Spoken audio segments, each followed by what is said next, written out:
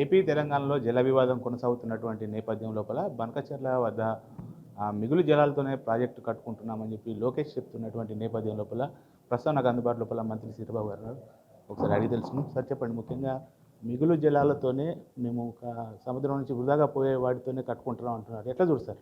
ఇప్పుడు మిగులు జలాలైనా కానీ ఇతర జలాలకు సంబంధించిన ఫస్ట్ మేము అడుగుతూ ఉంది ఏంది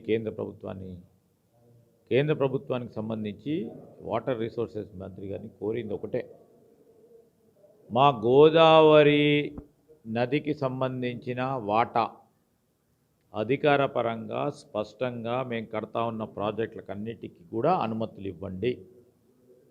ఆ అనుమతులతో పాటు కృష్ణా నది జలాలపై మేము కడతా ఉన్న ప్రాజెక్టులకు సంబంధించి అధికారపరంగా కేటాయింపులు చేసి ముందుకు నడవండి అని చెప్తా ఉన్నాం. అది ఒక స్పష్టత వచ్చిన తర్వాత మాట్లాడతాం.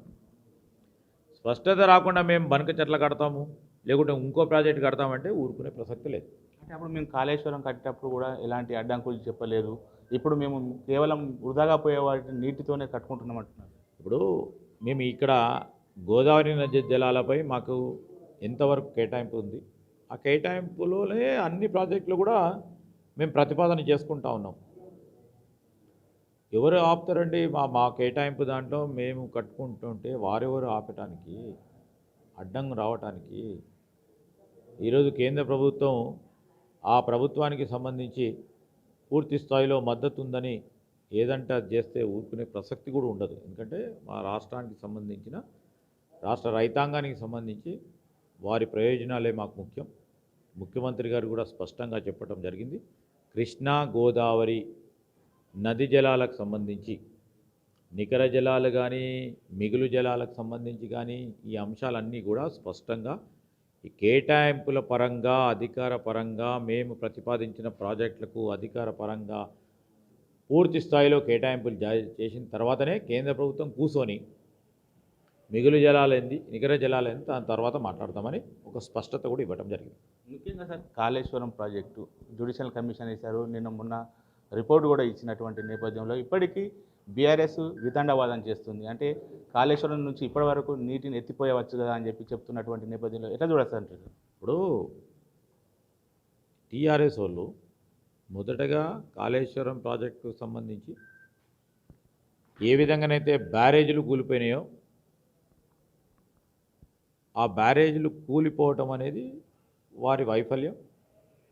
ఇంజనీరింగ్కు సంబంధించి ఇంజనీర్లు కట్టకుండా వారి నాయకులు చేసిన ప్లాన్ల ద్వారా కట్టడం వల్ల ఈ విధంగా అయిందని, దానికి తోడు ఈరోజు మేమేమి డ్యామ్ సేఫ్టీకి సంబంధించిన అధికారులు ఎవరు? వాళ్ళు డ్యామ్ సేఫ్టీ అధికారులు కేంద్ర ప్రభుత్వం.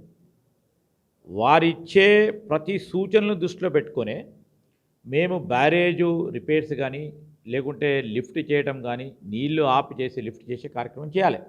మళ్ళీ నీళ్ళు ఒకటేసారి వదిలి ఉన్న బ్యారేజీ ఉన్నది కూడా పోయిపోతే కిందున్న ప్రాంత ప్రజలు ఈ గ్రామాల ప్రజలు ఎక్కడ పోతారు? అంటే మేమేమి మా ప్రభుత్వం పరంగా నిర్ణయం చేయలేదు. ఈరోజు డ్యామ్ సేఫ్టీ వారు అధికారులు ఇచ్చిన ఆదేశానుసారమే మేము ముందుకు పోతామని చెప్పాం. ఆ నిర్ణయం ప్రకారం ఒక ప్రొఫెషనల్గా ఇంజనీర్స్ నిర్ణయం ప్రకారం ముందుకు పోతాం. ఈరోజు వారు వచ్చిండ్రు లిఫ్ట్ చేస్తే అయిపోతుంది అంటే ఏం చేసిండ్రు వాళ్ళు? లిఫ్ట్ చేసి ఏమైంది మొన్న? మాకు దీనికి దానికి అని కాదు, డ్యామ్ సేఫ్టీ ఒక అధికార బృందం వచ్చి వారు మీరు లిఫ్ట్ చేయొచ్చు నీళ్ళు ఆపు చేయాలని నివేదిక ఇస్తే తప్పకుండా చేయగలరు. ఇది ముఖ్యంగా కాళేశ్వరం ప్రాజెక్టు తర్జనా భర్జన కొనసాగుతున్నటువంటి నేపథ్యం లోపల నేషనల్ సేఫ్టీ అథారిటీ ఖచ్చితంగా ఇది ప్రమాదం ఉందన్నటువంటి చెప్తున్నటువంటి నేపథ్యం లోపలనే దానిపైన జ్యుడిషియల్ కమిషన్ వేశాము.